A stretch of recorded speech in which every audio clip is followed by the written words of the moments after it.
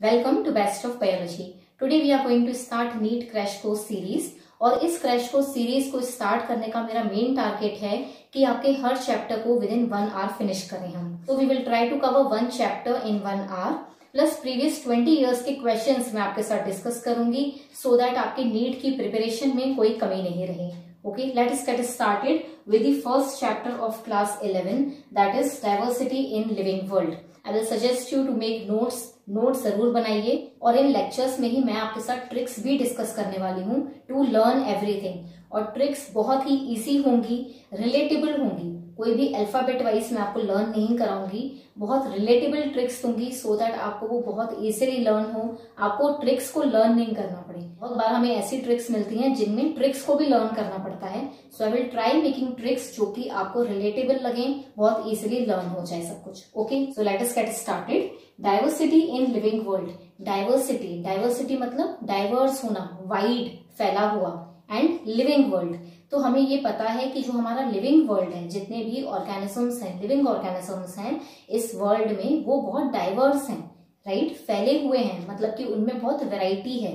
There are many types of organisms.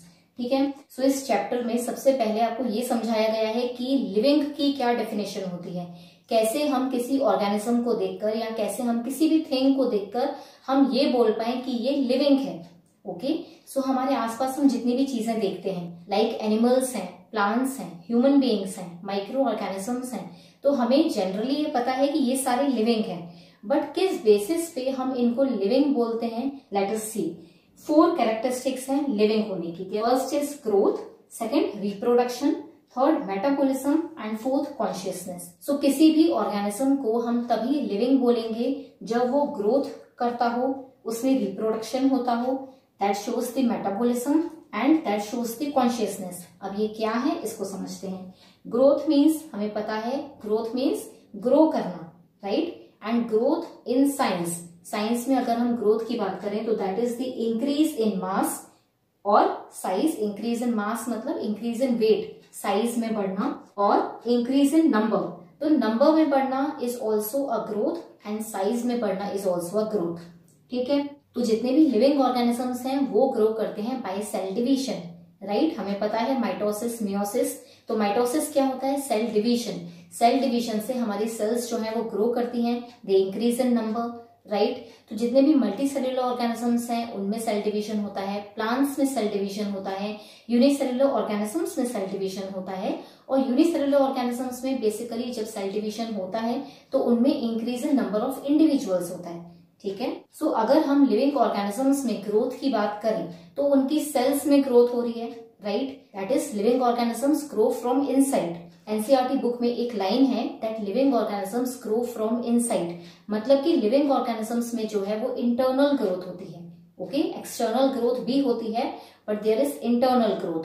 Because अगर हम सिर्फ इंक्रीज इन मास की बात करें, that is increase in size की बात करें, तो वो नॉन लिविंग थिंग्स में भी होती है। जैसे माउंटेन्स हैं, सैंड ड्यून्स हैं, हमें पता है कि वो नेचुरली ग्रो करते हैं इन साइज, राइट। जितने भी बोल्डर्स हैं ये सब ग्रो करते हैं in size, right. That is की इंक्रीज इन साइज जो है वो सिर्फ लिविंग की कैरेक्टरिस्टिक नहीं है, उसको हम डिफाइनिंग कैरेक्टरिस्टिक नहीं बोल सकते हैं क्योंकि वो नॉन लिविंग की भी कैरेक्टरिस्टिक है, राइट। सो दैट इज अगर हम इंक्रीज इन नंबर की बात करें, अगर हम increase in number of cells की बात करें, दैट इज इंटरनल ग्रोथ की बात करें, तो ये एक डिफाइनिंग कैरेक्टरिस्टिक है किसकी, लिविंग ऑर्गेनिजम्स की, राइट। तो ग्रोथ जो है वो कैसे होगी, 2 कैटेगरीज हैं, increase in mass and increase in number. तो जब इंक्रीज इन मास की बात हो रही है तो वो नॉन लिविंग में भी होता है, और इंक्रीज इन नंबर की बात हो रही है, अगर increase in number of cells की बात हो रही है तो वो सिर्फ लिविंग ऑर्गेनिजम्स में होता है। सो अगर हम ग्रोथ को एज अ कैरेक्टरिस्टिक बोले लिविंग ऑर्गेनिजम्स की तो ये बात करेक्ट है, but growth is not a defining characteristic of the living organisms, ये लिखा हुआ है एनसीईआरटी में। सो ये बात आपको समझनी है कि ग्रोथ जो है वो डिफाइनिंग कैरेक्टरिस्टिक नहीं है लिविंग ऑर्गेनिजम्स की, बिकॉज ग्रोथ का मतलब होता है इंक्रीज इन मास ऑल्सो, और इंक्रीज इन मास और increase in size non living things में भी होता है, राइट। तो अगर हम इंटरनल ग्रोथ की बात करेंगे तो ये डिफाइनिंग कैरेक्टरिस्टिक है, बट ग्रोथ की बात करेंगे, अगर ओवरऑल ग्रोथ की बात करेंगे तो वो सिर्फ कैरेक्टरिस्टिक है लिविंग ऑर्गेनिजम्स की, it is not a defining characteristic. Okay, second characteristic की बात करते हैं, that is the reproduction. Reproduction का मतलब आपको पता है, that is the production of the offspring, right, production of progeny from parents, young ones का बर्थ होना, that is called the reproduction. तो रिप्रोडक्शन जो है that is also a characteristic of the living organisms. अब हम देखें reproduction तो sexual भी होता है और एसेक्सुअल भी होता है, राइट। सेक्सुअल रिप्रोडक्शन का मतलब आपको पता है, that is the fusion of male and female gametes that give rise to a new organism, right. और एसेक्सुअल रिप्रोडक्शन भी होता है, फॉर एग्जाम्पल फंजाई में होता है, एसेक्सुअल स्पोर्स से, ईस्ट, हाइड्रा, इनमें क्या होता है, बडिंग होती है। So these are asexual modes of reproduction, right. अगर हम लोअर ऑर्गेनिजम्स की बात करें, अगर हम प्लेनेरिया की बात करें, प्रोटोनिमा की बात करें, इन मॉसिस, तो ये सारे ग्रो करते हैं बाय फ्रेगमेंटेशन। फ्रेगमेंटेशन मतलब बॉडी का कोई पार्ट टूटा और उससे ही न्यू ऑर्गेनिज्म डेवलप हो गया, so that is called as the fragmentation. और ये सारे हैं एसेक्सुअल मोड ऑफ रिप्रोडक्शन। मतलब सेक्सुअल मोड ऑफ रिप्रोडक्शन सिर्फ कैरेक्टरिस्टिक नहीं है ऑर्गेनिजम्स की, एसेक्सुअल वे से भी रिप्रोडक्शन होता है, राइट। नाउ क्या हम रिप्रोडक्शन को डिफाइनिंग कैरेक्टरिस्टिक बोल सकते हैं? क्या रिप्रोडक्शन भी सिर्फ कैरेक्टरिस्टिक है लिविंग ऑर्गेनिजम्स की, या ये डिफाइनिंग कैरेक्टरिस्टिक है? ये हम समझते हैं। You know many organisms are there that do not reproduce at all, but still they are living. For example, mules आपको पता है, right? Mules क्या होता है? Hybrid of female horse and male donkey, right? तो ये जो mule produce होता है, that is artificially produced, लेकिन वो produce तो हो सकता है, right? That is a hybrid. और अगर ये रिप्रोडक्शन पॉसिबल है, और हमें पता है कि म्यूल्स जो होते हैं दैट इज स्टेराइल, मतलब वो रिप्रोडक्शन नहीं कर सकता, वो यंग वन को बर्थ नहीं दे सकता, राइट, बट स्टिल वो लिविंग है, okay. More examples are there, that is worker bees. जो बीज होती हैं उनमें जब रिप्रोडक्शन होता है तो क्वीन बी भी बनती है, वर्कर बीज बनती हैं। तो जो वर्कर बीज होती हैं वो भी स्टेराइल होती हैं, but they are living, okay. More examples include infertile couples. So humans में भी infertile couples होते हैं that cannot produce young ones. उनको sterile बोलते हैं। तो अगर वो young ones को birth नहीं दे रहे हैं, still क्या हम उनको living नहीं बुलाएंगे?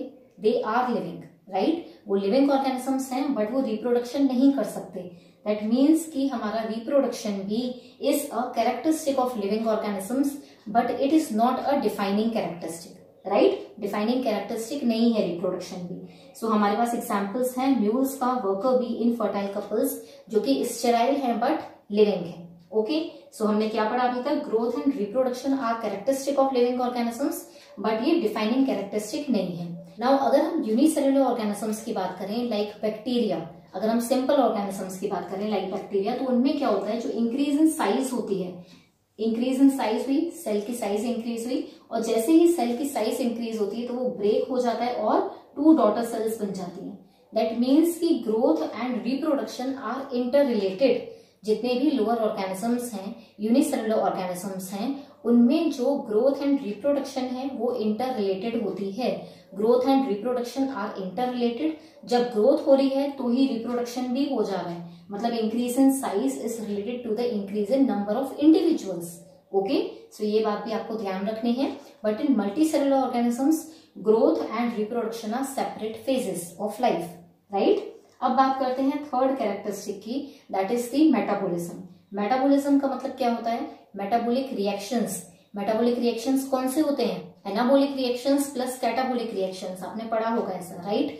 जितने भी केमिकल रिएक्शंस हमारी बॉडी में हो रहे हैं उनको हम मेटाबॉलिक रिएक्शंस बोलते हैं। एनाबॉलिक रिएक्शंस क्या होता है? जब स्मॉल मॉलिक्यूल्स एक साथ बाउंड होकर कोई बिग मॉलिक्यूल बनाए, राइट, तब हम उसको बोलते हैं एनाबॉलिक रिएक्शन।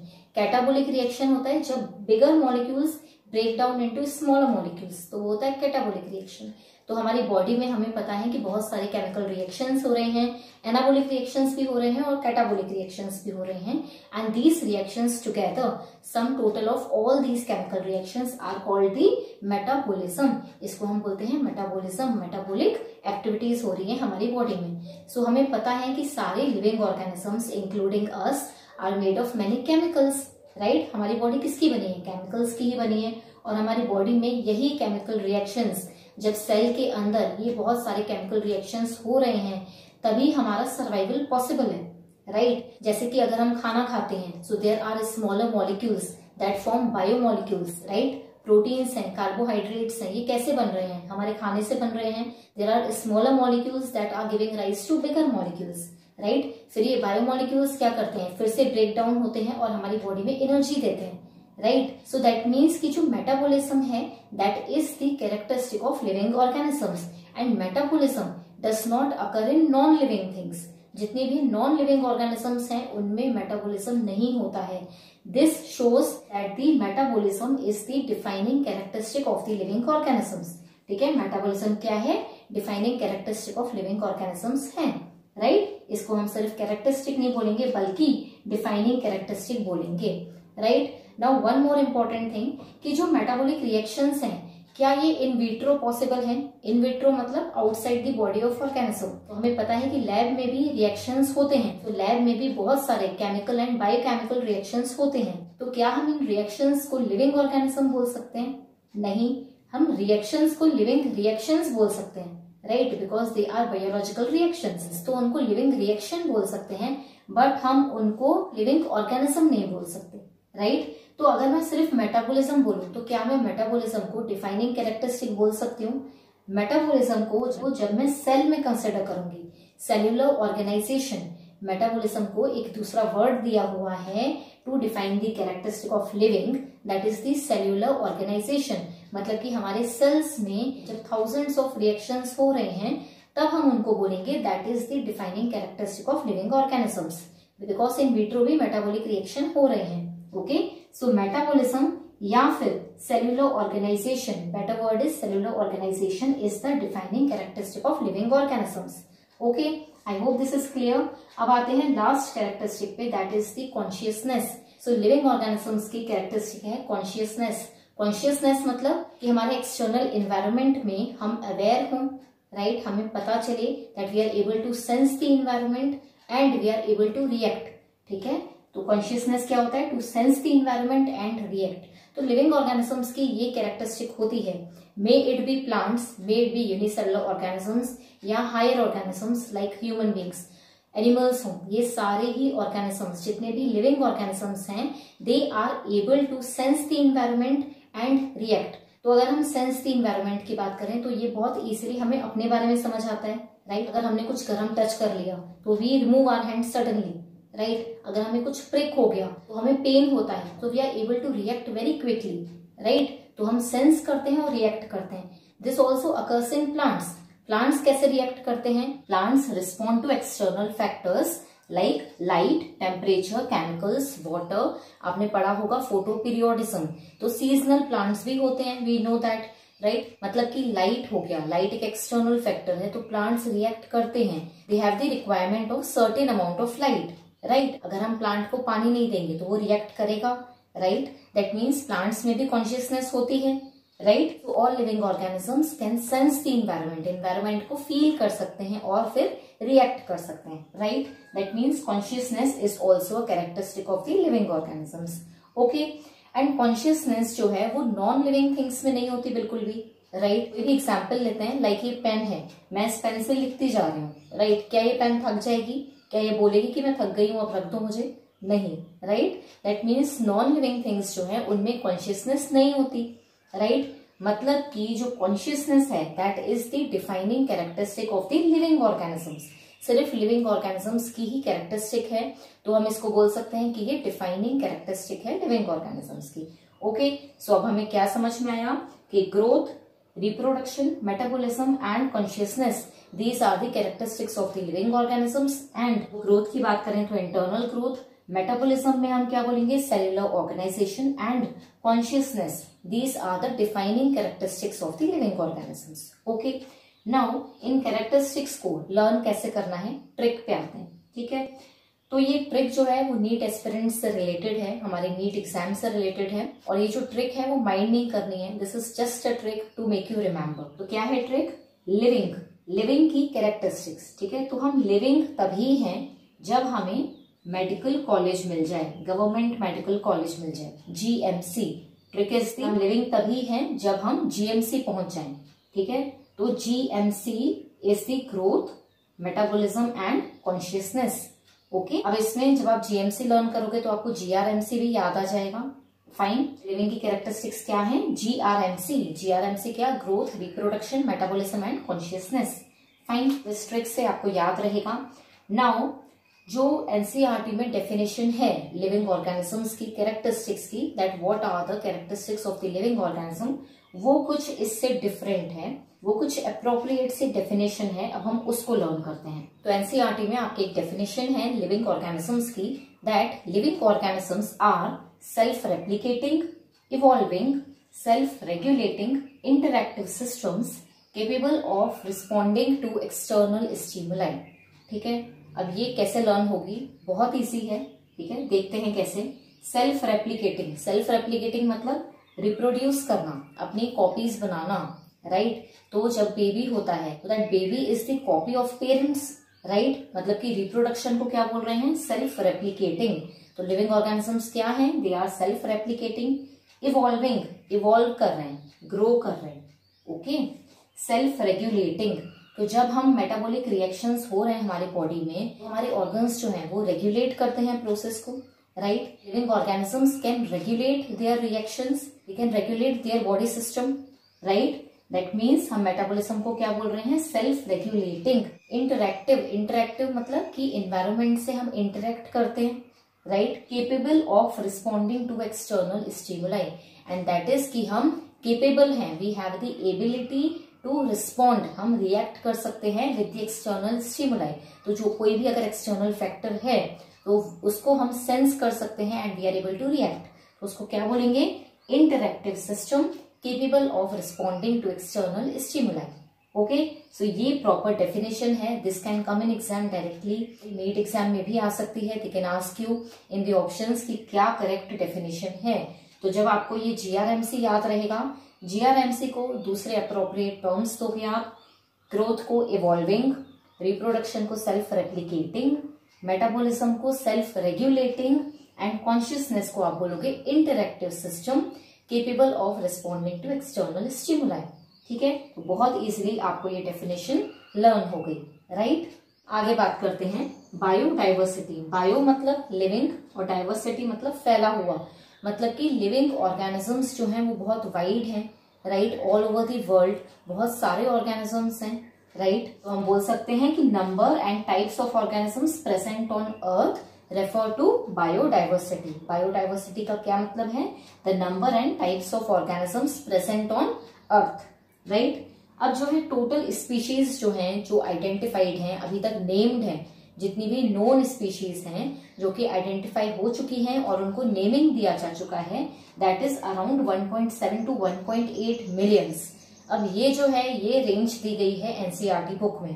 एनसीईआरटी बुक में जो रेंज दी गई है that is the total species named and described are in the range of 1.7 to 1.8 millions. ये दी गई थी in the year 1758 and now जो 2011 में स्टडी की गई थी उसके अकॉर्डिंग जो टोटल स्पीशीज नेम्ड और आइडेंटिफाइड हैं वो हैं अराउंड 8.7 मिलियंस।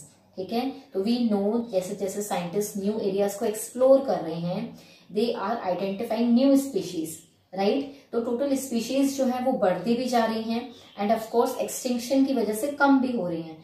सो ओवरऑल जो 2011 में देखा गया था that was around the 8.7 millions, और जो एनसीईआरटी में दिया गया है that is the in the range of 1.7 to 1.8 millions. Okay, now we know कि मिलियंस ऑफ स्पीशीज हैं, राइट। तो millions of species around the world, they are named locally also, they are named differently. हर species का अलग area में कुछ name होता है, राइट। लोकल नेम बोलते हैं उसको, राइट। तो हर स्पीशीज का एरिया वाइज कुछ लोकल नेम होता है। किसी पर्टिकुलर सिटी में उसको कुछ और बोलते हैं, पर्टिकुलर कंट्री में उसको कुछ और बोलते हैं, राइट। इंडिया में देखा जाए तो कुछ इंडियन नेम होगा, अमेरिकन उसको कुछ और बुलाते होंगे, राइट। दैट मीन्स जो मिलियंस ऑफ स्पीशीज हैं उनका नेम वेरी करेगा। वेरी करना मतलब डिफरेंट है according to the place, right. मतलब उनके लोकल नेम्स भी होंगे and in different countries also उसको कुछ और बोला जाएगा। सो वर्ल्ड वाइड एक एक्सेप्टेबल नेम होना चाहिए, राइट, कि वर्ल्ड वाइड एक्सेप्टेड हो, वर्ल्ड वाइड एक्सेप्ट किया जाए ऐसा नेम होना चाहिए ऑर्गेनिज्म का, राइट। दैट मीन्स हम उसको बोलेंगे common name that is acceptable around the world, right. And इसी ब्रांच ऑफ साइंस को बोलते हैं टेक्सोनॉमी। टेक्सोनॉमी का मतलब होता है किसी भी ऑर्गेनिज्म को प्रॉपरली आइडेंटिफाई करना, उसकी नेमिंग करना एंड उसको क्लासिफाई करना। Okay, taxonomy means study of identification, naming and classification of organisms. तो सोचो कि अगर आपको कुछ नया ऑर्गेनिज्म मिला, फॉर एग्जाम्पल आपको कोई न्यू प्लांट मिला, तो आप ये सोचोगे कि ये जो प्लांट है वो कोई न्यू स्पीशीज है, क्या मैंने कोई न्यू प्लांट आइडेंटिफाई किया है, या ये प्लांट ऑलरेडी डिस्कवर हो चुका है, राइट? तो इसके लिए एक पर्टिकुलर ब्रांच ऑफ साइंस है, दैट इज द टेक्सोनॉमी, जिसमें क्या स्टडी करते हैं, आइडेंटिफिकेशन। कोई ऑर्गेनिज्म हमें मिला तो हम उसको प्रॉपरली आइडेंटिफाई कर pi by easily observing the characteristics. उस प्लांट को ऑब्जर्व करके जो हम उसकी कैरेक्टरिस्टिक्स डिस्क्राइब करेंगे उसको बोलेंगे आइडेंटिफिकेशन, ठीक है। देन नेमिंग, उस ऑर्गेनिज्म का प्रॉपर नेम होना चाहिए, राइट, जो कि यूनिवर्सली एक्सेप्टेड हो। ओके, तो उस नेमिंग करने को हम बोलते हैं नॉमेनक्लेचर, ठीक है। साइंटिफिकली हम क्या बोलते हैं उसको, नॉमेनक्लेचर। एंड क्लासिफिकेशन, क्लासिफिकेशन का क्या मतलब होता है, क्लासिफिकेशन मतलब कि कोई भी ऑर्गेनिज्म हमें मिला तो हम उसको प्रॉपरली आइडेंटिफाई करके किसी एक ग्रुप में रख पाए, तो उस ऑर्गेनिज्म को स्पेसिफिक कैटेगरी में पुट करना, उस ऑर्गेनिज्म को ग्रुप करना किसी कैटेगरी में, इसको बोलते हैं क्लासिफिकेशन। क्लासिफाई किया हमने उसको कि ये कैरेक्टरिस्टिक्स हैं तो इसको इस ग्रुप में रखेंगे, राइट। हम इन कैटेगरीज को बोलते हैं टैक्सन, प्लूरल होता है टेक्सा और सिंगुलरली हम बोलते हैं उसको टैक्सन। तो ये कौन सी कैटेगरीज हैं, kingdom, phylum, class, order, family, genus, species, ये कैटेगरीज होती हैं। इसके बारे में हम आगे डिस्कस करेंगे। अभी मैं आपको ये समझाती हूँ कि कैटेगरी क्या होती है। कैटेगरी मतलब एक पर्टिकुलर ग्रुप बना हुआ है, तो हम ऑर्गेनिज्म को पहले क्लासिफाई करते हैं, मतलब करेक्टली डिस्क्राइब करते हैं, उनका एक प्रॉपर नेम दिया जाता है और फिर उसको एक कैटेगरी में रखा जाता है। Okay, this branch of science is called as taxonomy, मतलब टेक्सन वर्ड से आया है, कोई भी स्पेसिफिक कैटेगरी में रखा उस कैटेगरी को बोलते हैं टेक्सन और वहीं से नेम आया है टेक्सोनॉमी। ओके, अब इनको सेपरेटली समझते हैं। आइडेंटिफिकेशन का मतलब आप समझ गए कि किसी भी ऑर्गेनिज्म को हमने देखा, हमने उसको डिस्क्राइब किया, हमने करेक्टली उसको डिस्क्राइब किया। जैसे आपने पढ़ा होगा कि लीव्स में होता है वेनेशन, हम वो पैरेलल वेनेशन है उसमें या रेटिकुलेट वेनेशन है, ठीक है, फ्लावर की पोजीशन। तो ऐसे ही डिफरेंट बेसिस ऑफ क्लासिफिकेशन होते हैं जिससे हम पर्टिकुलर ऑर्गेनिज्म को आइडेंटिफाई कर पाए, ठीक है। तो आइडेंटिफिकेशन मतलब describing characteristics correctly. Okay, nomenclature पे आते हैं। नॉमेनक्लेचर होता है साइंटिफिक नेम। नॉमेनक्लेचर जो है वो साइंटिफिकली जो नेम्स दिए गए हैं ऑर्गेनिजम्स को, वो है बाइनोमियल नॉमेनक्लेचर। बाइनोमियल नॉमेनक्लेचर का मतलब होता है कि किसी भी ऑर्गेनिज्म का नेम जो है वो 2 वर्ड्स का बना हुआ है। बाइनो, बाई मतलब क्या होता है 2, नॉमिनल जो वर्ड है दैट मीन्स द नेम। तो साइंटिफिकली किसी भी ऑर्गेनिज्म को जो नेम दिया जाएगा वो 2 वर्ड्स का होगा। ओके, वो यूनिवर्सली एक्सेप्टेड होगा। ओके, यूनिवर्सली एक्सेप्टेड कैसे होगा, यूनिवर्सली एक्सेप्ट करने के लिए देयर आर सम रूल्स, कुछ प्रिंसिपल्स बनाए गए हैं, कुछ रूल्स बनाए गए हैं जिसको हम बोलते हैं कोड, ठीक है। तो ये कोड्स हैं for scientific name that are ICBN, abbreviation है ICBN, जो कि होता है international code of botanical nomenclature. ये इंटरनेशनल कोड है फॉर बोटैनिकल नॉमेनक्लेचर, मतलब सारे प्लांट्स को नेमिंग करने के लिए एक कोड बनाया गया है कि इसके बेस पर प्लांट्स को नेम किया जाएगा। ओके, ऐसे ही अगर हम एनिमल्स की बात करें तो उनके लिए कोड है international code of zoological nomenclature, ICZN, ठीक है। तो ICZN क्या होता है, international code of zoological nomenclature. जो माइक्रो ऑर्गेनिजम्स हैं, बैक्टीरिया हैं, उनके लिए थोड़ा डिफरेंट है, दैट इज दी ICNB। तो आपको ICBN का थोड़ा सा उल्टा याद रखना है, ICNB, बी यहाँ पे पहले आ रहा है, यहाँ पे बाद में आ रहा है, ठीक है। इसको क्या बोलते हैं, international code of bacteriological nomenclature, ठीक है। तो हर ऑर्गेनिज्म का कुछ साइंटिफिक नेम होता है दैट कंसिस्ट ऑफ 2 वर्ड्स, तो हम उसको बोलते हैं बाइनोमियल नॉमेनक्लेचर। ये जो है वो यूनिवर्सली एक्सेप्टेड होता है, उसके लिए सेट ऑफ प्रिंसिपल्स हैं under the ICBN, ICZN and ICNB। Okay, अब बात करते हैं क्लासिफिकेशन की। तो क्लासिफिकेशन का मतलब मैंने आपको बताया कि किसी भी ऑर्गेनिज्म को क्लासिफाई करना। क्लासिफाई करना मतलब किसी एक ग्रुप में रखना। तो इन्हीं ग्रुप्स को हम बोलते हैं कैटेगरी, मतलब किसी भी ऑर्गेनिज्म को हम आइडेंटिफाई करके किसी एक पर्टिकुलर कैटेगरी में रखें तो हम उसको बोलते हैं क्लासिफिकेशन। तो यही कैटेगरीज जो है वो साइंटिफिकली बोली जाती है टैक्सन। क्या बोलते हैं उसको, टैक्सन, और प्लूरल होता है टैक्सा। तो 7 टैक्सा हैं। फर्स्ट इज दी किंगडम, सबसे बड़ा होता है किंगडम। देन फाइलम, फाइलम होता है एनिमल्स के लिए, और अगर हम प्लांट्स के लिए कैटेगरी की बात करते हैं तो होता है डिवीजन। फिर होता है class, order, family, genus, species. ये टेक्सा क्या है? ये कैटेगरीज हैं। तो किंगडम जो है वो सबसे बड़ी कैटेगरी है, उससे छोटी है फाइलम, उससे छोटी है क्लास, और ऐसे ही करके सबसे छोटी आती है स्पीशीज। तो स्पीशीज मतलब जैसे हम ह्यूमंस हैं तो हम ह्यूमंस की स्पीशीज को बिलोंग करते हैं। ओके, तो स्पीशीज जो है वो सबसे ज्यादा रिलेटेड हुई, आपस में क्लोजली रिलेटेड हुई, राइट। उनमें जो कैरेक्टरिस्टिक्स होंगी वो सबसे ज्यादा सिमिलर होंगी, राइट। फिर अगर हम बात करें तो थोड़ी उससे कम सिमिलर जीनस में होंगी, उससे थोड़ी कम सिमिलर फैमिली में होंगी। तो ये 7 टेक्सा होते हैं और 7 ग्रुप्स होते हैं अंडर विच किसी भी ऑर्गेनिज्म को हम क्लासिफाई करते हैं। ओके, तो जैसे मैंने आपको एनिमल किंगडम में पढ़ाया है, अगर आपने अभी वो लेक्चर्स नहीं अटेंड किए हैं वो देख लीजिए लेक्चर्स, मैं आपको उसकी लिंक डिस्क्रिप्शन बॉक्स में दे दूंगी। वहां से आपको टेक्सा जो है वो बहुत क्लियर हो जाएंगे कि कैसे ऑर्गेनिजम्स को किंगडम, फाइलम, क्लास ऐसे रखा जाता है। ओके, अब बात करते हैं ट्रिक की कि ये सारे टेक्सा जो है वो हमें लाइन से कैसे याद रहे। 7 टेक्सा हैं, हमें लाइन से कैसे याद रहे उसके लिए ट्रिक है। जो ट्रिक है वो अभी से रिलेटेड है, कोरोना से रिलेट की है मैंने उसको, आपको कैसे याद रखना है देखते हैं।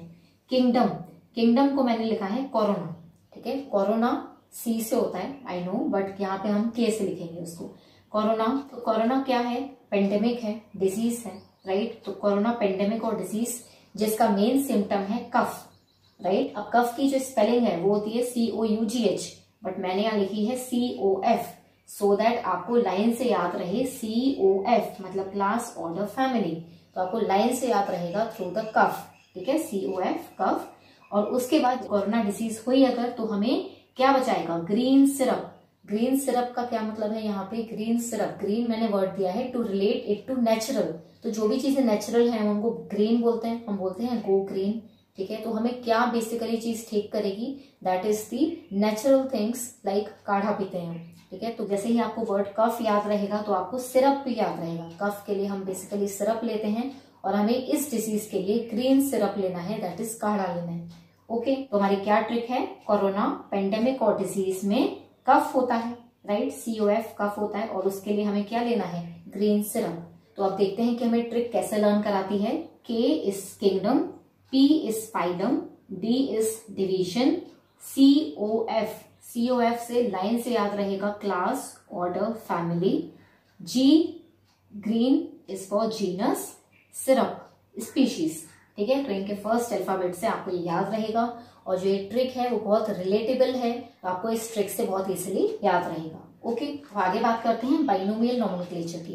तो बाइनोमियल नोमेनक्लेचर जो है that is the scientific name दिया गया किसी भी ऑर्गेनिज्म को, तो वो 2 वर्ड्स का होगा, ठीक है। ये कहा था साइंटिस्ट कार्ल लिनायस ने, उन्होंने बाइनोमियल नोमेनक्लेचर दिया था इन सिस्टमा नेचर। तो सिस्टमा नेचर उनका वर्क है जिसमें उन्होंने बाइनोमियल नोमेनक्लेचर इंट्रोड्यूस किया था।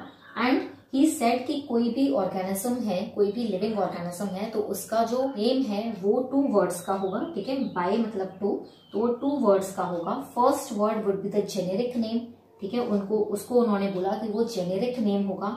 And second word is called as the specific epithet. Example से समझते हैं। फॉर एग्जाम्पल अगर हम ह्यूमंस का एग्जाम्पल लें तो ह्यूमंस का जो साइंटिफिक नेम होता है दैट इज होमो सेपियंस, ठीक है। तो होमो जो है वो जेनेरिक नेम है और सेपियंस जो है वो स्पेसिफिक एपिथेट है, ठीक है। इसी को हम शॉर्ट में बोलते हैं, जेनेरिक को हम जीनस बोलते हैं और स्पेसिफिक एपिथेट को हम स्पीशीज बोलते हैं। तो बेसिकली हम बोलते हैं genus and species. Scientific name जो है वो बना होता है जीनस का और स्पीशीज का, ठीक है। तो ये जीनस और स्पीशीज ही हमारी लास्ट कैटेगरी है। ओके, अब उन्होंने आगे क्या बोला कि ये जो नेमिंग है that is in the Latin language में नाम होगा। तो ये होमो सेपियंस हमें पता है कि ये इंडियन नाम नहीं है, राइट। तो ये लेटिन नाम होते हैं। किसी भी ऑर्गेनिज्म का जब नेम देते हैं साइंटिफिक नेम तो वो लेटिन लैंग्वेज में होता है। And whenever it is written तो उसको हम लिखते हैं इटालियन में, ठीक है, इटैलिक्स में लिखते हैं। तो थोड़ी सी टेढ़ी राइटिंग होती है, ठीक है, ऐसे स्लैंट सी राइटिंग होती है। जैसे अगर मुझे होमो लिखना है तो थोड़ा सा ऐसे लिखा जाता है, ठीक है। तो ये होती है इटैलिक्स राइटिंग। तो जब भी प्रिंटेड में लिखा जाएगा साइंटिफिक नेम, जब भी हम प्रिंट करेंगे तो वो इटैलिक्स में प्रिंट करेंगे, ओके। और जब भी उसको हैंड रिटन करेंगे, जब भी हम अपने हाथ से लिखेंगे तो साइंटिफिक नेम को अंडरलाइन किया जाता है। मतलब जैसे मैंने अगर होमो सेपियंस लिखा तो मैं इसको अंडरलाइन जरूर करूंगी, ओके। तो जब भी हैंड रिटन होगा तो वो अंडरलाइन होगा और जब भी प्रिंट होगा तो वो इटैलिक्स में होगा। ओके, नेक्स्ट बात करते हैं कि ऑथर का नेम जो है, जिसने भी उस नेम को आइडेंटिफाई किया, जैसे अगर होमो सेपियंस दिया किसी ने नेम, फॉर एग्जाम्पल अगर मैं बोलूं कि ये जो नेम है वो साइंटिस्ट लिनाइयस ने दिया था, तो उस साइंटिस्ट का नेम जो है वो आएगा आफ्टर द स्पेसिफिक एपिथेट। तो किसी भी ऑर्गेनिज्म का नेम हम कैसे लिखेंगे, होमो सेपियंस लिनाइयस, और ये जो साइंटिस्ट का नेम है वो आता है एब्रीविएशन में, मतलब शॉर्ट फॉर्म में लिखा जाता है। तो लिनाइयस हम पूरा नहीं लिखेंगे, वो हम लिखेंगे लिन, ठीक है। तो ये साइंटिस्ट का नेम लिखा जाता है। ओके, तो चलिए अब टैक्सोनॉमिक कैटेगरीज को डिटेल में समझते हैं। अब आपको एक बेसिक बात समझ में आ गई कि मिलियंस ऑफ ऑर्गेनिजम्स हैं, मिलियंस ऑफ लिविंग ऑर्गेनिजम्स हैं इस वर्ल्ड में, एंड दस उनको आइडेंटिफाई करना, उनको प्रॉपर नेमिंग देना एंड उनको क्लासिफाई करना इनटू अ ग्रुप इम्पोर्टेंट है, राइट। हर एक ऑर्गेनिज्म की स्टडी करना इजी तो नहीं है, राइट। तो इट विल बी बेटर कि हम उनको आइडेंटिफाई करके उनको एक प्रॉपर नेमिंग देकर, दैट इज बाइनोमियल नॉमेनक्लेचर करके उनका एक प्रॉपर ग्रुप में रख दें, राइट। उसी प्रॉपर ग्रुप को हम क्या बोलते हैं, टैक्सा। जब हम ऑर्गेनिजम्स को क्लासिफाई करके एक ग्रुप में रख देते हैं तो हम उसको बोलते हैं टैक्सा, उस ग्रुप या कैटेगरी को हम बोलते हैं taxa. Okay, so taxonomic category का क्या मतलब है कि all living organisms are divided into 7 groups, 7 groups में डिवाइडेड हैं। इन 7 ग्रुप्स को आप 7 कैटेगरी बोल सकते हो, ठीक है। हर एक कैटेगरी या ग्रुप है, ओके। और इसी ग्रुप या कैटेगरी को हम साइंटिफिकली बोलते हैं टैक्सा। क्या बोलते हैं scientifically, taxa. Taxa is the plural word, taxon बोलते हैं फॉर सिंगुलर। ओके, तो ये टैक्सा कितने हैं, ये 7 इन नंबर है। टैक्सा जो है वो 7 है। क्या है ये टैक्सा के नेम्स, किंगडम, फाइलम, फाइलम हम यूज करते हैं एनिमल्स के लिए और डिवीजन यूज करते हैं प्लांट्स के लिए। Then class, order, family, genus और स्पीशीज, ठीक है। तो ये 7 टैक्सा हैं, राइट। ये मैंने आपको पहले भी बताया, और ये सीक्वेंस में याद कैसे रखने हैं उसके लिए हमने एक ट्रिक देख ली, राइट। ये सीक्वेंस में याद रहेंगे हमें by the trick corona, pandemic, disease, cough, COF, cough, and then green syrup.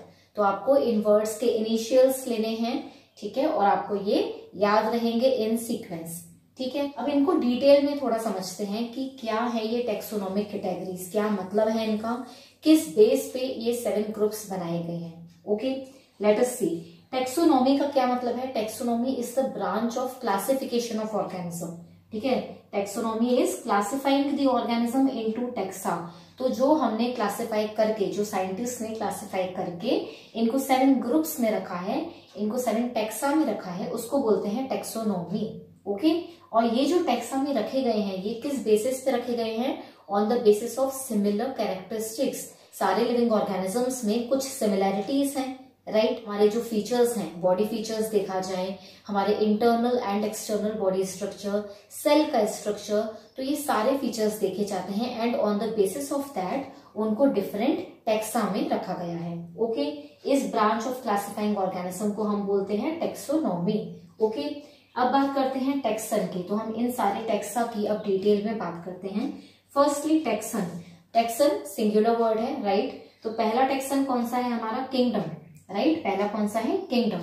तो सारे लिविंग ऑर्गेनिजम्स को बेसिकली ब्रॉडली अगर हम क्लासिफाई करें कि बड़े बड़े ग्रुप्स अगर हम बनाएं तो 5 बड़े ग्रुप्स बनते हैं, ठीक है। 5 बड़े ग्रुप्स को क्या बोलते हैं हम, किंगडम।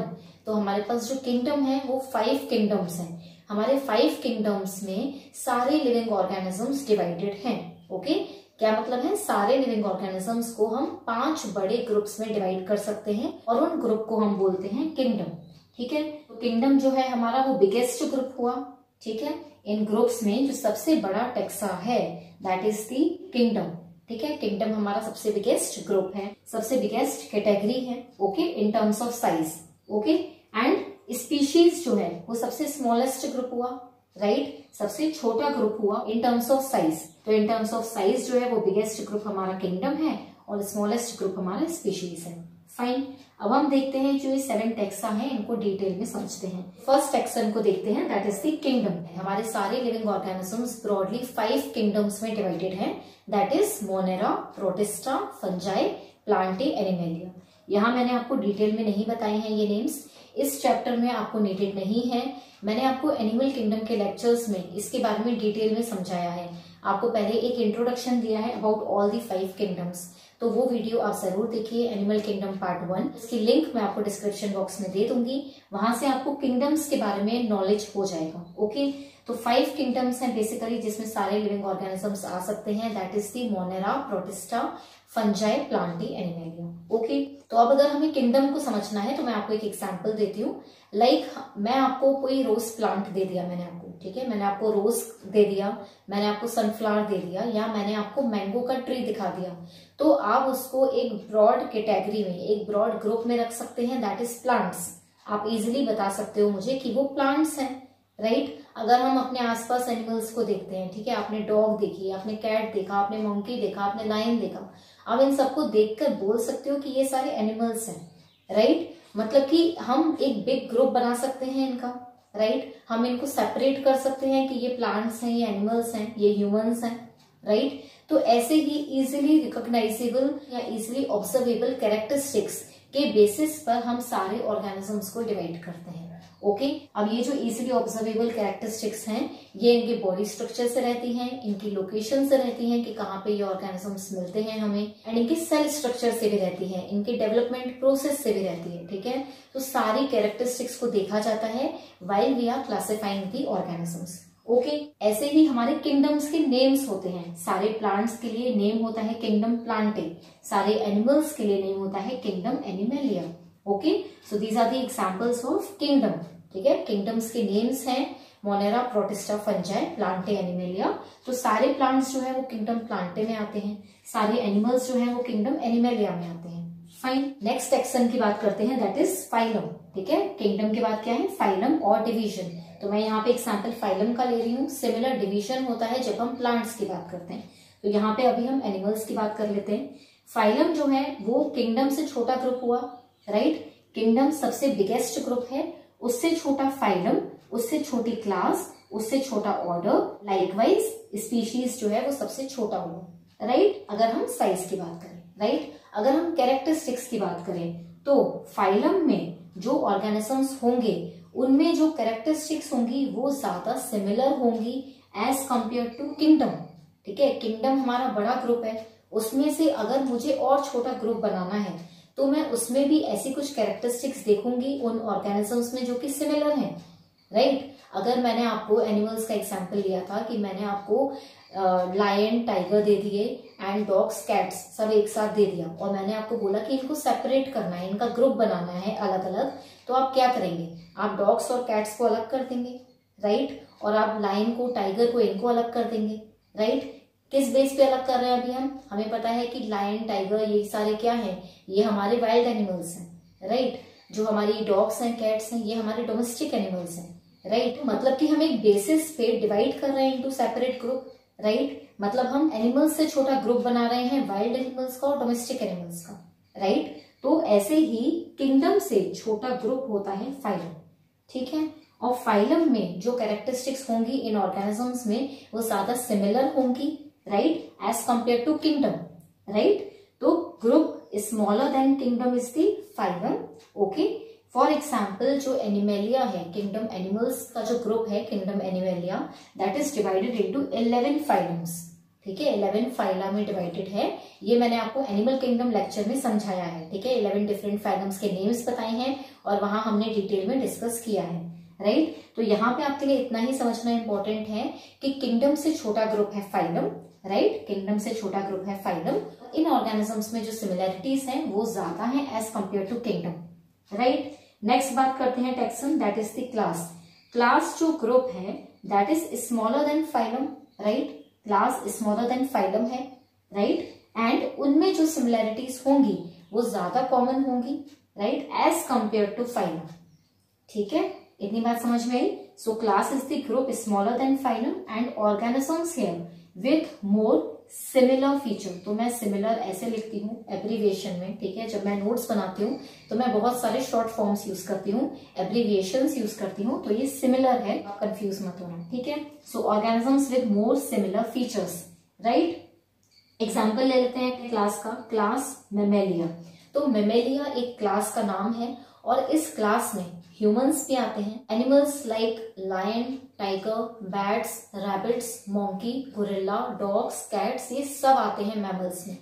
किस बेसिस पे आते हैं? सो हम हमेशा कॉमन फीचर्स देखते हैं और इस क्लास के जो फीचर्स हैं, बेसिकली डिस्टिंक्टिव फीचर्स हैं, वो हैं external ears, okay, body hair और मेमोरी ग्लैंड्स, जो स्पेसिफिकली देखा जाता है, जिसकी वजह से नेम आया है, that is the mammary glands to which the organisms feed their young ones. That is the specific feature of the class mammalia. ठीक है, तो क्लास मेमेलिया में ये सारे ऑर्गेनिजम्स आते हैं। ओके, अब बात करते हैं नेक्स्ट सेक्शन की, दैट इज ऑर्डर। तो ऑर्डर किससे छोटा है? आप कॉफ वाले ट्रिक से याद रखेंगे, COF, कॉफ। तो ऑर्डर से पहले क्या आ रहा है? क्लास। तो क्लास से छोटा है ऑर्डर। ठीक है, तो ऑर्डर टेक्सन जो है that is the group with more similarities than the class, right. I hope कि अब आपको ये बात समझ में आ रही है कि जैसे जैसे हम छोटे ग्रुप में जा रहे हैं वैसे वैसे सिमिलैरिटीज बढ़ती जा रही है, राइट। ये सबसे बड़ा ग्रुप था, उससे छोटा जब बना तो हमने सिमिलैरिटीज निकाली, फिर उससे छोटा बना तो और कॉमन फीचर्स, फिर उससे छोटा बना तो और ज्यादा कॉमन फीचर्स, मतलब कि एंड तक आते आते हमारे पास मोस्ट सिमिलर फीचर्स बचेंगे ऑर्गेनिजम्स में, राइट। तो आई होप कि ये बात समझ में आई आपको। So order is group with more similarities than the class, okay. और ऑर्डर्स का एग्जांपल है order primata and order carnivora. तो हम इसमें से ही निकालते हैं, जैसे मैंने क्लास मेमेलिया बताया आपको। क्लास मेमेलिया में जो ऑर्गेनिजम्स हैं लाइक मंकी, गोरिल्ला, ठीक है, मंकी गोरिल्ला आते हैं ऑर्डर प्राइमेटा में, ओके। अगर हम कार्निवोरा की बात करें, ऑर्डर कार्निवोरा, तो इसमें टाइगर्स, डॉग्स, कैट्स ये आते हैं, ठीक है। दैट मीन्स कि हमारी क्लास मेमेलिया से हमने और कॉमन फीचर्स निकाले इन ऑर्गेनिजम्स के और छोटे ग्रुप में रख दिया, that are the groups primata and carnivora, और इन ग्रुप को हम बोलते हैं ऑर्डर, ठीक है। आगे बात करते हैं नेक्स्ट टेक्सन की, that is the taxon family. Family जो है वो किससे छोटी है? COF, मतलब फैमिली जो है वो ऑर्डर से छोटी है, ओके, याद रहेगा। So group with more similarities than the order, right. इनमें क्या होगा? और ज्यादा सिमिलैरिटीज हैं ऑर्डर से कंपेयर करें तो। एग्जाम्पल ले लो, कैट्स की फैमिली का मैंने यहाँ पे एग्जाम्पल लिया है, तो यहीं से हम निकाल रहे हैं कैट्स कहाँ से आई? कार्निवोरा से। ऑर्डर कार्निवोरा में कैट्स थी, अब मैंने उनको और ज्यादा कॉमन फीचर्स करके निकाला, तो मैंने ये देखा कि मेरे पास ये सारे ऑर्गेनिज्म हैं। मेरे पास ऑर्गेनिजम्स आ गए टाइगर्स, कैट्स, ठीक है, कैट्स में भी डिफरेंट वेराइटीज होती हैं, तो इनको मैंने एक और डिफरेंट ग्रुप में रखा, दैट इज द फैमिली, मैंने उसको फैमिली बोला, ओके। और ये कैट्स की फैमिली को हम बोलते हैं फेलिडे, ठीक है, क्या बोलते हैं? Felidae. Felidae is the name of the cats family, okay. और इनमें एग्जांपल्स क्या हैं? Cats, lions, okay. तो हमारी फैमिली में ज्यादा कॉमन फीचर्स हैं as compare to order, okay. Next बात करते हैं टेक्सन, और छोटा टेक्सन बनाओ और छोटा ग्रुप बना लो with more similarities, that is the genus, ठीक है। जीनस में क्या होगा? Group with more common features. इसमें जो जीनस है, मैं अगेन कैट का एग्जांपल लेके चल रही हूँ, तो कैट्स की फैमिली थी फेलिडे, और उस फैमिली में लायंस भी आ रहे थे, कैट्स भी आ रही थी। अब मैंने और कॉमन करके देखा फीचर्स को, तो मेरे पास सिर्फ कैट्स बची, ठीक है, और उस ग्रुप को मैंने नाम दे दिया फेलिस, ओके। तो फेलिस क्या है? फेलिस हमारा जीनस है, ओके। एंड जीनस फेलिस में कौन आता है? All cats. तो जितनी भी कैट्स हैं, जंगल कैट्स होती हैं, वाइल्ड कैट्स होती हैं, डोमेस्टिक कैट्स होती हैं, सो जितनी भी कैट्स हैं वो सारी जीनस फेलिस में आती हैं, ओके।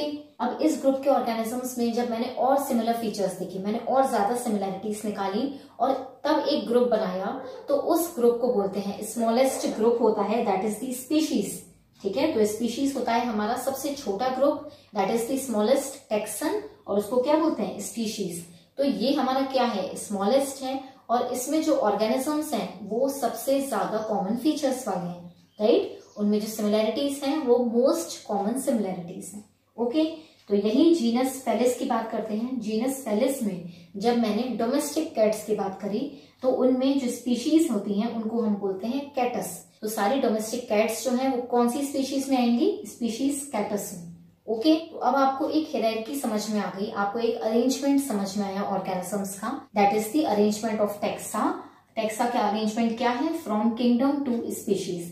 किंगडम बिगेस्ट ग्रुप है, लीस्ट सिमिलैरिटीज है, राइट, लीस्ट सिमिलैरिटीज हैं, और स्पीशीज जो है वो सबसे छोटा ग्रुप है with most common similarities, right. और जो मैंने आपको साइंटिफिक नेम बताया था बाइनोमियल नोमेनक्लेचर, वो किससे बनता है, हमने डिस्कस किया, वो बनता है जीनस और स्पीशीज से। दैट इज अगर मैं कैट की बात करूं तो कैट का साइंटिफिक नेम मैं क्या रखूंगी, फेलिस कैटस। ठीक है। बाइनोमियल नोमेनक्लेचर होता है वो 2 वर्ड्स का होता है, first is the genus, second is the species. तो साइंटिफिक नेम अब आपको बहुत इजीली समझ में आ जाएंगे क्या है। जैसे मैंने कैट का रखना है तो फेलिस कैटस, ओके। जैसे ह्यूमंस का बोलते हैं तो होमो सेपियंस, फाइन। तो हम कुछ कॉमन लिविंग ऑर्गेनिजम्स के साइंटिफिक नेम्स डिस्कस कर लेते हैं, ओके। सी, ये टेबल है एनसीईआरटी बुक में, organisms with your taxonomic categories.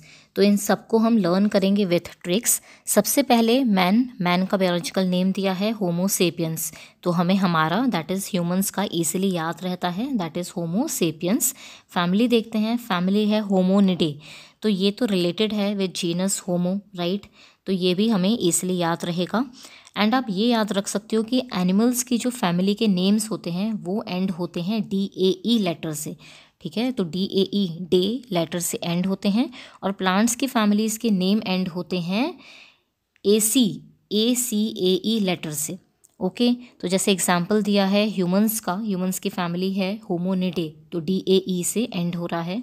अब ऑर्डर देखो इसका, प्राइमेटा, ये आप प्राइम वर्ड से याद रख सकते हैं। प्राइम मतलब सबसे ऊपर, सबसे एडवांस। तो हमें पता है कि जो ह्यूमंस हैं वो सबसे एडवांस ऑर्गेनिजम्स हैं, राइट। तो आप ऐसे याद रख सकते हैं, आप इमेजिन करो कि सबसे ऊपर हैं मतलब प्राइम है, तो उनका ऑर्डर चलेगा, तो ऑर्डर प्राइमेटा यहाँ से याद रहेगा। फिर क्लास है मैमेलिया, तो ये हमने डिस्कस कर लिया, तो आपको याद रहेगा कि क्लास मैमेलिया में ह्यूमंस आते हैं। एंड फाइलम जो है वो है कॉर्डेटा, तो कॉर्डेटा उन ऑर्गेनिजम्स को बोलते हैं जिनके पास नोटोकॉर्ड होती है, बैकबोन को वो रिलेट करती है, बैकबोन को इंडिकेट करती है वो। तो बैकबोन जो है वो स्पेसिफिक फीचर है ह्यूमंस का, तो वहाँ से हमें याद रहेगा कि ह्यूमंस का जो फाइलम है वो कॉर्डेटा है। नेक्स्ट ऑर्गेनिज्म देखते हैं, नेक्स्ट ऑर्गेनिज्म है हाउस फ्लाई। नेक्स्ट ऑर्गेनिज्म है हाउस फ्लाई। हाउस फ्लाई का बायोलॉजिकल नेम होता है मस्का डोमेस्टिका। इसको कैसे याद रखें, हाउस फ्लाई को हिंदी में क्या बोलते हैं, मक्खी, राइट। तो मक्खी के फर्स्ट लेटर से मस्का, और मक्खी हमें कहाँ दिखती हैं, घर में। तो घर में जो भी एनिमल्स रहते हैं हम उनको बोलते हैं डोमेस्टिक एनिमल्स। तो घर वर्ड से हमें याद रहेगा domestic word, that is musca domestica, okay. अब आगे फैमिली देखते हैं, फैमिली है इसकी मस्किडे। तो मैंने आपको बताया कि जो एनिमल्स की फैमिली होती है वो डे वर्ड पे एंड होती है, DAE। तो जीनस और फैमिली को हम रिलेट करेंगे तो मस्किडे, ठीक है। और इसका ऑर्डर है डिप्टेरा। ये कैसे याद रखें, देखो मक्खी से हमें क्या याद आता है कि मक्खी चाय में पड़ जाती है, तो हम ये याद रख सकते हैं कि मक्खी चाय में डिप हो गई, तो हम बोलते हैं ओ मक्खी डिप्ड इन चाय। तो ये जो ओ है इससे याद आएगा कि ऑर्डर है, ठीक है। ओ से ऑर्डर, और डिप से डिप्टेरा, मतलब डिप्टेरा ऑर्डर है मक्खी का, मस्का डोमेस्टिका का ऑर्डर है डिप्टेरा। अब क्लास इंसेक्टा, तो ये तो ईजिली याद रहेगा कि ये इंसेक्ट है, ठीक है। और फाइलम है आर्थ्रोपोडा। आर्थ्रोपोडा का मतलब होता है जॉइंटेड लेग्स, ये मैंने आपको बताया था एनिमल किंगडम में। आर्थ्रो मतलब जॉइंटेड, पोडा वर्ड यूज़ करते हैं लेग्स के लिए, और सारे इंसेक्ट्स जो हैं वो जॉइंटेड लेग्स हैं, और वो सारे ही इंसेक्ट्स आर्थ्रोपोडा फाइलम में आते हैं, ठीक है। नेक्स्ट देखते हैं अब, नेक्स्ट है मैंगो। मैंगो का साइंटिफिक नेम क्या है, मैंजीफेरा इंडिका। तो मैंजीफेरा भी मैंगो के इनिशियल से ही है, तो हमें याद रहेगा M से ही है, मैंजीफेरा इंडिका। तो जीनस हो गया मैंजीफेरा, और इसकी फैमिली है अनारकर्डियासी। तो जैसे मैंगो फ्रूट है तो आप एक और फ्रूट सोच सकते हो, अनार, ठीक है। एंड फैमिली मैंने आपको बताया कि प्लांट्स की जो फैमिली है वो AC वर्ड पे एंड होती है, ACAE। तो इसकी जो फैमिली है वो क्या हो जाएगी, अनारकर्डियासी। अब इसका ऑर्डर देखते हैं, ऑर्डर है सेपेंडेल्स। तो मैंगो जो है वो है सेपेंडेल्स ऑर्डर में। मैंगो आप याद रख सकते हो सैप, सैप कैसे याद रहेगा, जैसे मैंगो जो है वो जूसी फ्रूट होता है, जूसी को हम सैप बोल सकते हैं, किसी भी जूस को, लिक्विड को हम सैप बोलते हैं, जूसी लिक्विड को। तो सैप वर्ड से आपको याद आएगा सेपेंडेल्स। एल्स मैंने आपको बताया कि जो ऑर्डर है वो एल्स पे एंड करता है, प्लांट्स के जो ऑर्डर होते हैं वो एल्स वर्ड पे एंड करते हैं, तो यहाँ से आपको याद आएगा सेपेंडेल्स। और मैंगो जो प्लांट होता है, मैंगो ट्री जो है वो डाइकॉट है, राइट, ये हमें पता है। एंड एंजियोस्पर्म है, मतलब फ्लावरिंग प्लांट है। तो ये दोनों फीचर्स तो मतलब क्लास डाइकॉट है, डाइकोटिलेडन है, एंड फाइलम एंजियोस्पर्मे है, ये ईजिली हमें याद रहता ही है। ओके, नेक्स्ट देखते हैं वीट का। तो वीट का बायोलॉजिकल नेम होता है ट्राइटिकम एस्टिवम। तो ट्राइटिकम इसका जीनस है, और वीट से, गेहूं से हमें खाने की याद आती है। खाने से आप याद रख सकते हो कि पोहा खाने का मन कर रहा है, तो फैमिली है इसकी पोयासी, ठीक है, सी पे एंड करना है। और ऑर्डर हमेशा एंड हो रहा है एल से, तो वीट का जो ऑर्डर है दैट इज पोएल्स। ओके, और ये मोनोकॉट है, तो ये तो हमें पता है बात अच्छे से। तो इसकी क्लास क्या होगी, मोनोकोटिलिडनी। एंड जो फाइलम है दैट इज एंजियोस्पर्मी। फाइन, तो ये आपको सारे इजीली याद हो गए, राइट। आइए अब इस चैप्टर का लास्ट टॉपिक करते हैं, that is taxonomic aids. Taxonomic aids, aid क्या होता है, हेल्प। तो जो टेक्सोनोमी में हेल्प करे that is called as taxonomic aids. तो मैंने क्या लिखा है इसके बारे में, helping kids for identification and classification. तो टेक्सोनोमी का मतलब क्या है, आइडेंटिफाई करना ऑर्गेनिज्म को और उनको एक पर्टिकुलर ग्रुप में क्लासिफाई करना, राइट। टेक्सोनोमिक एड्स मीन्स ऐसे मेथड जो कि हमें आइडेंटिफिकेशन एंड क्लासिफिकेशन में हेल्प करें, ठीक है। तो ये जो टेक्सोनोमिक एड्स हैं इनका पर्टिकुलरली यूज होता है for knowing the biodiversity. Bio resources जितने भी हैं उनको जानने के लिए, उनके नॉलेज में हेल्प करते हैं टेक्सोनोमिक एड्स। प्लस इनका यूज होता है एग्रीकल्चर में, फॉरेस्ट्री में, इंडस्ट्रीज में। ओके, ये होते क्या हैं, these methods include information that is preserved as specimen. Reference के लिए मतलब अगर कोई ऑर्गेनिज्म ऑलरेडी आइडेंटिफाइड है, जैसे कि अगर मुझे कोई भी अननोन भी प्लांट मिला, ठीक है, और मैंने सोचा कि ये प्लांट मैंने कभी नहीं देखा है, बट ये आइडेंटिफाई हुआ है पहले की नहीं, ये एक्चुअली में कोई न्यू प्लांट है या ये पहले से ही आइडेंटिफाइड है, पहले से ही नोन प्लांट है, ये मुझे कैसे पता चलेगा। सो इसके लिए डिफरेंट मेथड्स होते हैं, देयर आर डिफरेंट रिजर्व्स जहां पे कि ये रिकॉर्ड है, जितनी भी नोन स्पीशीज हैं प्लांट्स की, एनिमल्स की, उनका रिकॉर्ड है, उनकी इंफॉर्मेशन प्रिजर्व्ड है एज स्पेसिमेन। किस पर्पस के लिए, रेफरेंस पर्पस के लिए, कि हम रेफर कर पाए कि ये ऑर्गेनिज्म, ये पर्टिकुलर प्लांट या एनिमल नोन है हमें या नहीं। ओके, सो टेक्सोनोमिक एड्स क्या करते हैं, these are the information that are preserved as specimen for reference purpose. Okay, तो क्या मेथड्स हैं टेक्सोनोमिक एड्स के अंदर, कौन सी हेल्पिंग किड्स हैं, अब हम ये समझते हैं। जो मेथड्स हैं they are non living as well as living. क्या मतलब है, नॉन लिविंग टेक्निक्स भी हैं और लिविंग टेक्निक्स भी हैं, इसको समझते हैं। जो नॉन लिविंग टेक्निक्स हैं उनमें फर्स्ट हम पढ़ेंगे हर्बेरियम। हर्बेरियम जो है that is the reserve for plants only, ठीक है, प्लांट्स को ड्राई करके रिजर्व करना उसको बोलते हैं हर्बेरियम, ठीक है। तो हर्बेरियम क्या होता है, herbarium is a store house of the dried preserved plants along with their description. जितने भी प्लांट्स अभी तक नोन हैं उन सबको ड्राई करके प्रेस किया जाता है ऑन अ पेपर, उनको प्रेस करके प्रिजर्व किया जाता है with their identification and description. तो उसके बारे में पूरी इंफॉर्मेशन होती है, ठीक है, करेक्ट आइडेंटिफिकेशन होता है of the characteristics of the plant, मतलब कि टेक्सा। तो टेक्सा हमने क्या पढ़ा था, कैटेगरीज होती हैं, ठीक है, जीनस, स्पीशीज, फैमिली, ऑर्डर। तो ये पूरी इंफॉर्मेशन वहां पे होती है with the plant specimen. Plus क्या इंफॉर्मेशन होती है, the date and place of collection. तो वो प्लांट, वो पर्टिकुलर प्लांट कहाँ पे मिला, किस डेट को मिला, किसने कलेक्ट किया, कलेक्टर्स नेम, प्लस उसका local English and scientific name. तो उसका बोटेनिकल नेम, उसका लोकल नाम, प्लस उसका इंग्लिश में जो नेम होता है, ये सब इंफॉर्मेशन होती है इन दी हर्बेरियम। तो हर्बेरियम ऐसा स्टोर हाउस है जहां पे कि प्लांट्स को ड्राई करके प्रिजर्व किया जाता है और उनका डिस्क्रिप्शन वहां पे लिखा रहता है, the collectors name, place and the date. Okay, तो हर्बेरियम की मैं आपको एक पिक्चर शो कर देती हूँ, आपने एनसीईआरटी में भी देखी है एक पिक्चर, प्लस यहाँ पे आप पिक्चर देख सकते हो, दिस इज द हर्बेरियम। आप देख सकते हो ये स्टोर हाउस है, फाइल्स होती हैं और इनमें शीट्स पर प्लांट्स को प्रेस करके, ड्राई और प्रेस करके प्रिजर्व किया जाता है। Okay, next non living technique की बात करते हैं, दैट इज द म्यूजियम। तो म्यूजियम अगेन एक नॉन लिविंग टेक्निक है। नॉन लिविंग टेक्निक मतलब कि वहां पे नॉन लिविंग स्पेसिमेन प्रिजर्व्ड है, जो भी स्पेसिमेन प्रिजर्व्ड है वो नॉन लिविंग स्टेट में प्रिजर्व्ड है, नॉन लिविंग फॉर्म में प्रिजर्व्ड है। ओके, तो सेकंड है हमारा म्यूजियम। तो म्यूजियम तो आप सबने सुना होगा एंड आपने देखा भी होगा।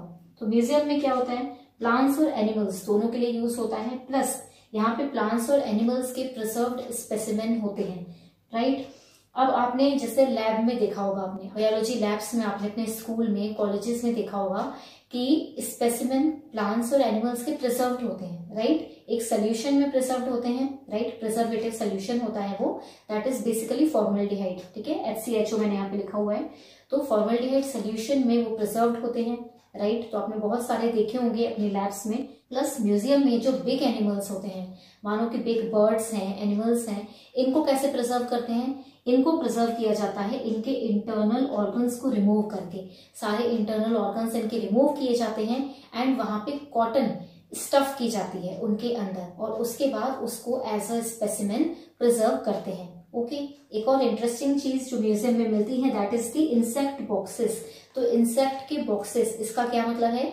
इंसेक्ट्स को किल करके और उनको पिन करके, ठीक है, किल करके एंड पिन करके बॉक्सेस में रखा जाता है, that are the insect boxes. तो मैं आपको एक इंसेक्ट बॉक्सेस की भी पिक्चर शो कर देती हूँ।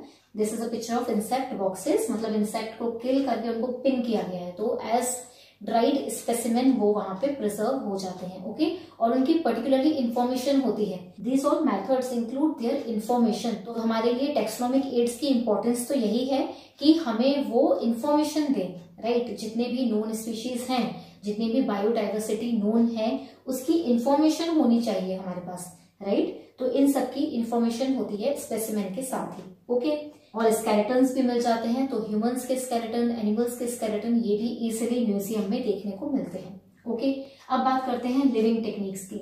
लिविंग टेक्निक से मतलब है ऐसे methods under the taxonomic aids जहां पे कि लिविंग स्पेसिमेन रखे जाते हैं प्लांट्स और एनिमल्स के।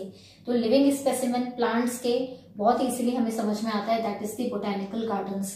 तो बोटेनिकल गार्डन्स आपने सुने होंगे और आपने देखे भी होंगे। तो बोटेनिकल गार्डन्स में क्या होता है? प्लांट्स को ग्रो किया जाता है, राइट, और उनकी इंफॉर्मेशन लेबल की जाती है, उनके साथ ही इंफॉर्मेशन लेबल्ड होती है। तो आपने देखा होगा बोटेनिकल गार्डन्स में क्या होता है, प्लांट्स ग्रो किए जाते हैं और उनके साथ एक बोर्ड लगाया जाता है, आप पिक्चर में देख सकते हैं, उनके साथ एक बोर्ड लगाया जाता है जिसमें कि उसकी इंफॉर्मेशन होती है about their taxa, about their botanical names and taxa. Okay, तो बोटेनिकल गार्डन्स के एग्जांपल्स हैं कुछ एनसीईआरटी में, they are important from exam point of view, तो मैंने यहाँ पे आपको बताए हैं। First is the Kew garden. ये क्यू गार्डन जो है वो इंग्लैंड में है। Indian botanical garden is in India, Howrah में है, that is in the Kolkata. Okay, and national botanical research institute, this is in Lucknow. Okay, next living techniques में आएगा फॉर द एनिमल्स। तो एनिमल्स के लिए क्या होता है? लिविंग एनिमल्स कहाँ पे है? जू में। ओके, जू में क्या देखा है आपने, इसमें ज्यादा बताने की नीड नहीं है। वाइल्ड एनिमल्स को रखा जाता है फॉर देयर प्रोटेक्शन, और उनकी फूड हैबिट्स और बिहेवियरल चेंजेस देखने के लिए उनको प्रिजर्व किया जाता है। Okay, so to learn about their behaviour and food habits, ठीक है। तो जू में रखा जाता है अंडर फेवरेबल कंडीशन। जिस भी ऑर्गेनिज्म की, जिस भी वाइल्ड एनिमल की जो भी फेवरेबल कंडीशन है, मतलब उनका हैबिटेट जैसा भी होता है, नेचुरल हैबिटेट को ही इमिटेट किया जाता है इन दी जू। ट्राई किया जाता है कि उनको फेवरेबल कंडीशन मिले और वो वहां पे प्रोटेक्टेड रहें। ओके, नेक्स्ट टेक्सोनोमिक एड्स जो है, last taxonomic aids, very important, इसको समझना बहुत इंपॉर्टेंट है। कीज, ये कीज क्या होती हैं? कीज एक्चुअली इंफॉर्मेशन होती है और ये पेयर्स में होती है, ठीक है। क्या है, हम थोड़ा पढ़ते हैं। इंफॉर्मेशन फॉर आइडेंटिफिकेशन, ठीक है, फॉर प्लांट्स एंड एनिमल्स। तो प्लांट्स और एनिमल्स दोनों के लिए यूज की जाती हैं कीज। एंड कीज क्या होती हैं? Contrasting features of taxa. तो हमने जितने भी टेक्सा पढ़े उसमें से ही कुछ कॉन्ट्रास्टिंग फीचर की तरह दिया जाता है इन द कीज। तो मैंने यहाँ लिखा है कॉन्ट्रास्टिंग फीचर्स ऑफ टेक्सा, और ये पेयर्स में होते हैं। पेयर्स में होते हैं मतलब दो सेंटेंसेस होते हैं, और उसको इसलिए बोलते हैं कपलेट। कीज को कपलेट बोला जाता है। कपलेट वर्ड कहाँ से आ रहा है? कपल से। Couple means two, right, that means in pair, right, मतलब कि टू सेंटेंसेस होंगे। और ये जो कपलेट है ये फॉरवर्डिंग क्लूज होती हैं। तो कीज बेसिकली क्या है? की होते हैं दो सेंटेंसेस। मानो कि ये एक की है, मानो कि मुझे कोई प्लांट मिला, ठीक है, और मुझे ये पता करना है कि इस प्लांट का नेम क्या है, ये प्लांट किस फैमिली को बिलोंग करता है। तो मैं क्या करूंगी? तो इस प्लांट के आइडेंटिफिकेशन के लिए मैं की हेल्प लूंगी, और इस की में दो सेंटेंसेस हैं, ठीक है, इसलिए इसको क्या बोलते हैं? पेयर बोलते हैं या कपलेट बोलते हैं, ठीक है। फाइन, इतना समझ में आया कि दो सेंटेंस होते हैं इसलिए कपलेट बोलते हैं। अब क्या होता है इन दो सेंटेंस में? मैं प्लांट का एग्जाम्पल लेती हूँ। तो प्लांट के लिए अगर मैंने की देखी तो उसमें लिखा रहेगा कि अगर इसके फ्लावर रेड हैं, ठीक है, पहला मानो लिखा हुआ है कि फ्लावर्स जो हैं वो रेड हैं और दूसरी की में लिखा है कि फ्लावर्स जो हैं वो पिंक हैं। ठीक है, तो दो ऑप्शंस होंगे मेरे पास कि मेरे प्लांट में जो फ्लावर्स हैं उसका कलर रेड है या पिंक है। ठीक है, तो क्या लिखा रहता है, if the flowers are red in colour go to key number 3। ठीक है, ऐसे एक फॉरवर्डिंग क्लू होता है। ठीक है, सेकंड सेंटेंस होगा if the flower is pink in colour go to key number 4। तो ये क्या होते हैं, ये फॉरवर्डिंग क्लूज होते हैं। फॉरवर्डिंग क्लू दिया जाता है, फॉरवर्डिंग हिंट दी जाती है कि अगर आपके प्लांट के कलर ये हैं तो आप इस की पर जाओ फॉर मोर इन्फॉर्मेशन। राइट, तो मैंने की हेल्प ली, फिर मैं सेकंड की हेल्प लूंगी। ठीक है, फिर मैं थर्ड की हेल्प लूंगी। मतलब कि ये पजलिंग हिंट्स होती हैं। राइट, दैट मीन्स प्लांट को अच्छे से आइडेंटिफाई करने के लिए हमें कीज हेल्प करती हैं। These are forwarding clues. Right, और की के जो कॉन्ट्रास्टिंग स्टेटमेंट्स होते हैं उसको बोला जाता है लीड। ठीक है, तो हर पेयर में हमारे क्या है, लीड है। लीड क्यों बोल रहे हैं, क्योंकि हमें वो फॉरवर्डिंग क्लू दे रही है। ओके, हमें लीड कर रही है। ओके, अब क्या होता है, फॉरवर्डिंग क्लूज मिलती जाती हैं और हम प्लांट को आइडेंटिफाई कर लेते हैं करेक्टली। ओके, तो ये जो की है वो अनलॉकिंग में हेल्प कर रही है। राइट, इसलिए इसका नाम है की, क्योंकि हमें वो प्लांट के आइडेंटिफिकेशन को अनलॉक करने में हेल्प कर रही है। राइट, तो this completes our first chapter of class 11, that is the living world. Hope you like the lecture और आपने नोट्स जरूर बनाए हैं। Make sure you make notes every time. आप जब भी कोई वीडियो लेक्चर देखते हैं तो उसके नोट्स जरूर बनाइए, वो आपको रिवीजन में बहुत हेल्प करेगा। Okay, and after completing the video lecture I will suggest you to read the NCERT. जब वीडियो लेक्चर देखने के बाद आप एनसीईआरटी पढ़ते हो तो वो बहुत इजीली आपको समझ में आएगा। Okay, if you like this lecture do hit the like button. और अगर आपको कोई भी डाउट है तो आप कमेंट सेक्शन में मुझे जरूर बताइए। You can also connect with me on Instagram. Instagram की लिंक मैं आपको डिस्क्रिप्शन बॉक्स में दे दूंगी। इंस्टाग्राम पेज पे mock test series is also going on. तो नीट की मॉक टेस्ट सीरीज चल रही है वहां पे, और आप उसमें पार्टिसिपेट जरूर कीजिए, वो आपकी बहुत हेल्प करेगी। आप वहां पे भी मुझे अपने डाउट्स बता सकते हैं, और अगर कोई भी डाउट है, कोई भी प्रॉब्लम है तो आप मुझे कमेंट सेक्शन में भी बता सकते हैं। Do tell me your views also in the comment section. We will try to complete every chapter like this in the simplest language. I hope कि आपको ये लेक्चर्स समझ में आते हैं, और अगर आपने मेरे लेक्चर्स फर्स्ट टाइम देखे हैं so please do subscribe to my channel for upcoming videos. Also do hit the bell icon so that आपको नोटिफिकेशन आए जब भी मेरा कोई न्यू वीडियो आए। So see you in my next video. Thank you so much for watching.